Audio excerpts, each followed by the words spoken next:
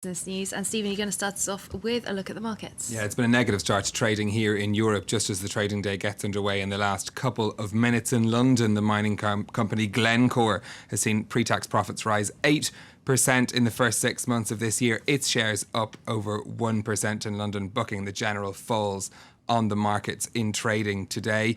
You can see the biggest falls seen, not massive in any of the markets actually, but the London's FTSE 100 down just over 0.1%. Here in Paris, the biggest faller is the energy company GDF Suez. Over in Asia, it was a slightly more mixed picture. In Japan, the markets were digesting the news of the trade deficit had shrunk, so improved as exports rose over the past year. You can see the Shanghai Composite, though, still in the red. All right, some news from here in France next. Many of us, most of us, I would say, getting our tax bills this month. Yeah, a difficult time for many as taxes have been creeping up steadily in recent years here in France. But new figures from the Finance Ministry show the percentage of households who don't pay any income tax is actually increasing. Just 48.5% of households will pay income tax this year. That's down from 53% a year previously. Now, unlike most European countries, income tax isn't deducted at source in France, and many taxpayers will have to make a lump sum payment when they get their bill this month. With many households struggling, the number of people looking for extra time to pay their taxes is on the rise. Siobhan Silk has more. It's one of the busiest times of the year for this tax centre in Nice. French taxpayers have just received their bills for 2013. Painful for many. Some of those queuing here are asking to defer their payments. I was unemployed for a while, and now that life is getting back to normal, I need a bit more time to pay my taxes. First, I wanted to check that there wasn't an error, and then see if I can get a deferral, because the bill's more than I expected. Last year, over 200,000 French taxpayers requested an extension, an increase of 22% on 2011. And the number is expected to go up again this year. Many higher earners will have to pay more because of new tax bans and credit caps. The child tax credits have been capped. Last year, with 2 children, you could have a reduction of up to €4,000. This year, it's only €3,000. The new tax regime is good for lower income households. Around 4 million have seen their bills cut or are tax exempt for the first time.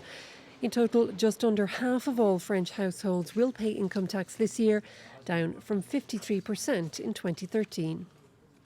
To Argentina next, where the president has come up with a new plan for dealing with the country's debts. This after a court ruling in the United States blocked payments to creditors who held restructured Argentinian debt.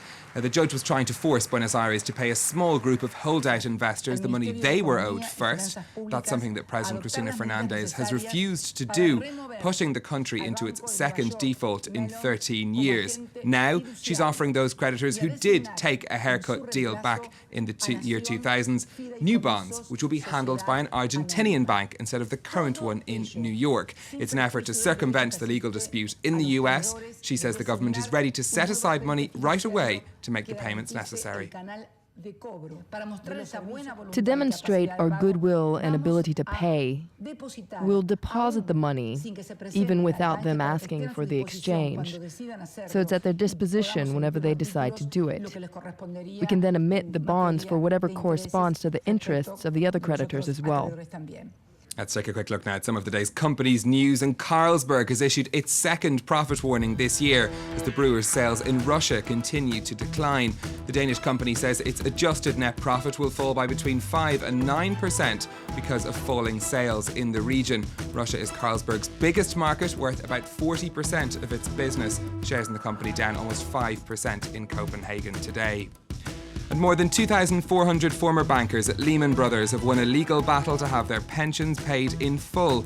The former staff, all based in Britain, will receive a total of $306 million from the collapsed bank. The deal was negotiated by the UK's pensions regulator. Right, finally now, a very strange business news story about strange things that can move the markets. For example, Justin Bieber. Stephen's telling us And why. why wouldn't he be able to move the Why markets? wouldn't He he? has a hold over so many of us.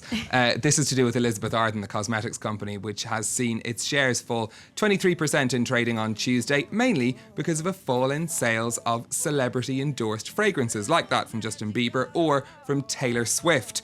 Now, the sales for the company fell by almost 30% over the last 3 months. The company says things aren't expected to pick up for the next 6 months. It does make me wonder, though, is it because Justin Bieber's gotten in all that trouble that people don't want to smell like him? It could be exactly the smell of trouble. Maybe that could be the name for his next perfume. An idea for you, Justin, if you're watching. Thanks very much. Stephen Carroll with a look through the business news for us. Let's move on to the international newspapers. Flo Villamino has been